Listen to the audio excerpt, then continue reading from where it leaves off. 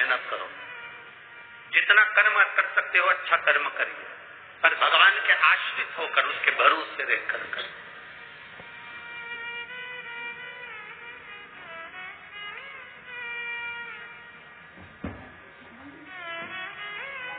अपनी जिंदगी में कोई कर्म ऐसा कर जाऊं कि बाद में लोग याद रखें। एक बार ब्रह्मा जी विश्राम कर रहे, जब नया कल्प प्रारंभ होने वाला रहता है तो नए कल्प के प्रारंभ के पहले ब्रह्मा जी से कहा गया है कि तुम कुछ देर का विश्राम कर सकते हो, तुम कुछ देर का आराम कर सकते हो, तुम कुछ देर का विश्राम कर सकते हो। अब नया कल्प प्रारंभ होने वाला था, जब नया कल्प प्रारंभ होने वाला रहता है तब 33 कोटि देवी देवता सब ब्रह्मा जी के पास आते हैं और ब्रह्मा जी के पास आकर उनकी स्तुति करते हैं। और स्तुति के साथ में जो नया कल्प का निर्माण होता है, नई सृष्टि का जो निर्माण होता है, उसका संचालन ब्रह्मा जी के सम्मुख में सब देखते हैं। नया कल्प, अब नए कल्प का प्रारंभ होने वाला था, सारे देवता ब्रह्मा जी के पास में जाके खड़े हो गए। सारे देवताओं ने ब्रह्मा जी के पास जाकर, सारे देवता देख रहे तो ब्रह्मा जी जैसे ही बस नया कल्प प्रारंभ होने वाला था, ब्रह्मा जी के लिए नियम है कि थोड़ी देर की निद्रा, थोड़ी देर के लिए विश्राम आप कर सकते हो। और ब्रह्मा जी कुछ देर का विश्राम कर रहे थे, ब्रह्मा जी थोड़ी देर की निद्रा ले रहे थे। और निद्रा लेते ही ब्रह्मा जी बस उठे, उठते से ब्रह्मा जी के मुख में जमाई आ गई। जैसे ही जमाई आई तो ब्रह्मा जी के जमाई लेते से ही उसमें से एक विकराल सा बड़ा विचित्र सा एक मनुष्य बाहर निकला, बड़ा विकराल सा, बड़ा विचित्र, बड़ा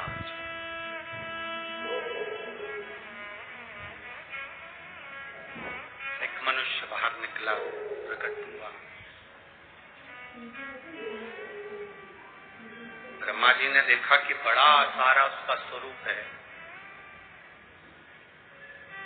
बहुत बड़ा उसका स्वरूप है और सुंदर भी बहुत है। शरीर पर इतना तेज है कि एकदम उसका शरीर लाल हो रहा है,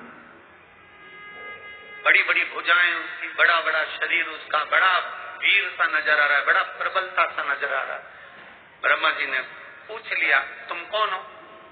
उसने कहा, मुझे नहीं मालूम मैं कौन हूँ। क्या नाम है तुम्हारा? मुझे नहीं मालूम मेरा नाम क्या है। कहाँ से आए हो? पता नहीं, परंतु इतना जानता हूँ कि मैं आपके शरीर से प्रकट हुआ। मैं इतना जानता हूँ कि आपके शरीर से हुआ हूँ। आपने जब निंद्रा त्यागी, निंद्रा त्यागने के बाद आपने जो बकासी ली, आपने जमाई ली, उस जमाई से मैं प्रकट। ये कथा आपको मालूम होना चाहिए और केवल छत्तीसगढ़ वालों के लिए नहीं, पूरे विश्व के माताओं को ये मालूम होना चाहिए कि तुम्हारे मांग में जो सिंदूर भरा होता है, हनुमान जी को जो सिंदूर चढ़ा हुआ होता है, गणेश जी को जो सिंदूर चढ़ा हुआ होता है, माता के मांग में जो सिंदूर भरा हुआ होता है, वो सिंदूर आया कहां से था? ये पूरे विश्व की माताओं को, ये पूरे भारत देश की नहीं, संपूर्ण विश्व की माताओं को ये मालूम होना चाहिए कि गणेश जी पे चढ़ा हुआ सिंदूर कहां से आया, सिंदूर का जन्म कहां से हुआ, हनुमान जी पे चढ़ा हुआ सिंदूर कहां से आया, उस सिंदूर का जन्म कहां से हुआ। नारी के मस्तक पर जो सिंदूर भरा रहता है, वो सिंदूर आखिर नारी के मस्तक पर आया तो वो सिंदूर का जन्म कहां से हुआ, उस सिंदूर की प्रबलता क्या है?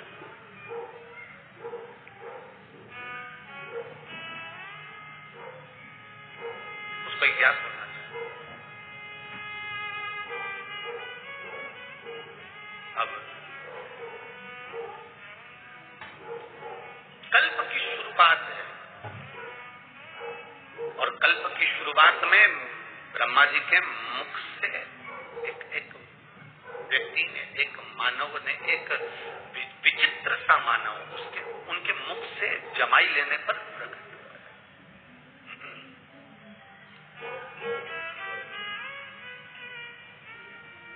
कौन हो तुम, हमें मालूम नहीं। क्या नाम है तुम्हारा, हमें मालूम नहीं। कहां से आए हो, हमें मालूम नहीं। हमें कुछ ज्ञात नहीं। ब्रह्मा जी ने देखा बड़ा वीर है, चेहरा लाल, शरीर लाल, पूरा शरीर बड़ा वीरता का दिख रहा है और बड़ा प्रबल शरीर है, भुजाएं विशाल, शरीर विशाल। ब्रह्मा जी ने उसका नाम सिंदूर रख दिया। क्या नाम रखा, जम के बोलो जरा। ब्रह्मा जी ने उसका नाम सिंदूर रख दिया। अब सिंदूर रखा तो उसने, ब्रह्मा जी ने प्रसन्न होकर उसको वर देना प्रारंभ कर दिया कि सिंदूर, तुम दिखने में भी सुंदर हो, वीर भी हो, प्रबल भी हो, तो हम तुम्हें वर देते हैं कि तुम जगत में वीरता के रूप में रहोगे, प्रबल रहोगे, तुम्हारी भुजाओं का बल प्रबल रहेगा, तुम्हारे भीतर एक तेज हमेशा भरा रहेगा। तुम्हारे तेज को देखकर स्वयं यम के दूत भी डरेंगे। ब्रह्मा जी कह रहे हैं तुम्हें बल इतना दे दिया, तुम्हारी मर्जी पड़े तुम वहां रह सकते हो, पूरी सृष्टि, पूरा ब्रह्मांड तुम्हारे लिए है, तुम कहीं पर भी अपना राज्य बता सकते हो, तुम कहीं पर भी रह सकते हो। हमारा वर तुम्हें देते हैं, तुम कभी क्षय नहीं होगे, मरोगे नहीं।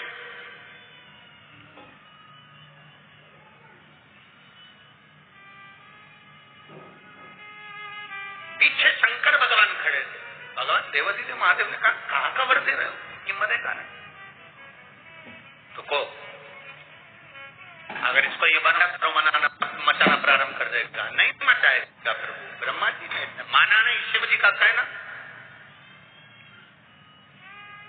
तुम्हारी भुजाओं में बल रहेगा, तुम जिसको चाहो अपनी भुजाओं के बल पर तुम दमोच सकते हो, मार सकते हो, पीट सकते हो, तुम किसी को दबा सकते हो। बस सिंदूर को वर पर वर मिल गए ब्रह्मा जी के। इतने प्रसन्न, क्योंकि औलाद ब्रह्मा जी के मुख से जमाई करने पर, ब्रह्मा जी के मुख को बकाती आने पर, जमाई करने पर ये बालक निकला, तो प्रसन्नता हूं, मेरा पुत्र है, मेरा बेटा।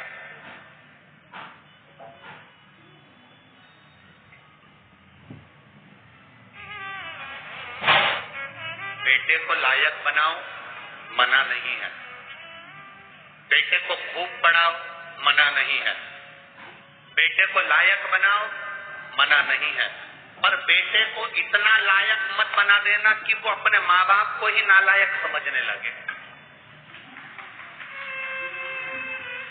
बेटे को लायक बनाना, पढ़ाना, खूब पढ़ाना, पर बेटे को इतना लायक मत बना देना कि जिस माँ ने उसको समझाया, जिस पिता ने उसकी एजुकेशन पर खर्च करा, जिस माँ ने उसको पढ़ाया, जिस पिता ने अपनी नौकरी कर कर रुपया बचा बचा कर अच्छे कॉलेज में भेजा, जिस माँ ने उसके कपड़े, उसका पहनावा, उसका रहन सहन, जिस माँ ने उसको बना बना कर भोजन खिलाया, जिस पिता ने अपनी पूरी जिंदगी बेटे को एजुकेशन देने में, पढ़ाने में, आगे बढ़ाने में लगा दी, एक दिन बेटा अपने माँ बाप को नालायक समझे, इतना लायक मत बनाना। बेटों को लायक बनाओ, बच्चों को लायक बनाओ, पढ़ाओ, खूब पढ़ाओ, और संस्कार देकर पढ़ाना।